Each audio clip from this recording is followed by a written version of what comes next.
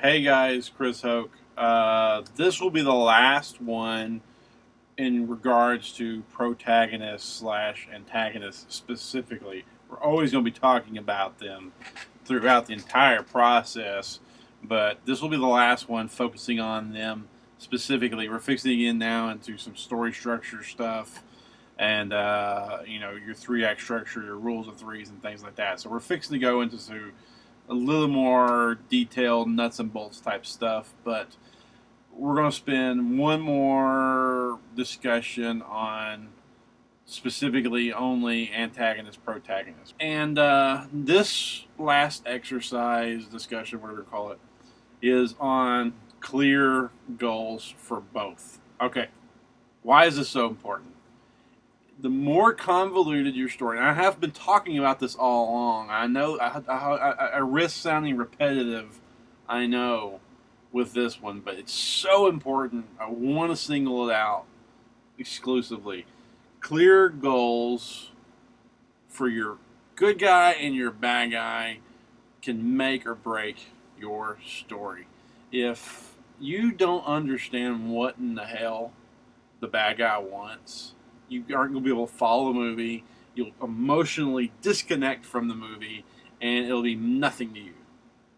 Okay? You have to connect your audience emotionally to create a great story.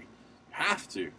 And the clearer and simpler that is for me to understand as a viewer, the more I connect with it.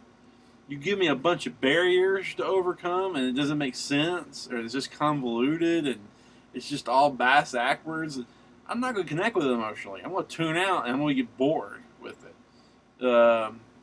Now, keep in mind, I'm not saying you can't have a complex scheme. I'm not saying that, like Ocean's 11, that you can't come up with an awesome, cool, complicated, convoluted scheme to execute a plan, whether it be by the bad guys or the good guys. It's not what I'm saying. That is not what I'm saying at all. But one of the appeals of Ocean's 11 and those type of movies is the complication of the scheme. But the goal is clear. They're there to rob the casino. So that's never in doubt. We're there to rob the casino, period. And the casino is there to not get robbed. Okay? Andy Garcia is there to not get robbed and stop them. Clear goals. It is so clear.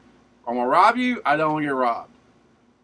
And everything in the middle and how you execute that can get convoluted and witty and clever and cool and sophisticated as much as you want. But it has to connect with me and the audiences. What are they doing? How many times you watch a movie and you go, what are they doing? I don't know what is he doing? If you ask that, the movie's ruined. It's pointless. I mean, I've turned movies off for that reason because I don't know what they're talking about. I don't know what they want or anything else. I have no clue. Here's a movie that to me I point to, and a lot of people love it. Okay, so I know when I say this, a lot I'm gonna lose some of you, but it is what it is. The movie The Rock, Sean Connery, Ed Harris, Nicolas Cage. My problem with that movie on a story level is there comes a point where Ed Harris, the bad guy, just says, "Well, they called her bluff. It's over," and it totally destroyed the movie for me. I remember watching it in the theater, going, "What? No, the main bad guy just quit." What? And then he all of a sudden he's flipped and he became like he started sort of kind of helping them or something. And what? No, I thought the whole thing was he was holding Alcatraz hostage for such and such, and then that changed, and I didn't know what was going on anymore. It became like a mess. Totally lost commitment to the story. It was just the whole after that, the whole movie was just shot for me. And a lot of people will disagree and they say they love that movie, and I know that. But I stand by that point of view. The bad guy, the antagonist, must have a clear goal. You know, the bad guys in Road Warrior want the gas. Period. The Empire in Star Wars want the rebels destroyed so they can control the universe. Period. It's easy. It's simple. Um, the best bad guys have a clear plan, and or not plan, but clear goal. And the best good guys have a clear goal. Rocky wants to fight the champ, go the distance. Simple, simple. Cinderella wants to go the ball. And I know I've harped on this, and I won't berate it anymore, but I want you guys to really hammer this down, that you have to give your protagonist and antagonist the simplest goal possible. If it gets too convoluted, just rethink it, go back to the drawing board. And that was what I felt like with The Rock.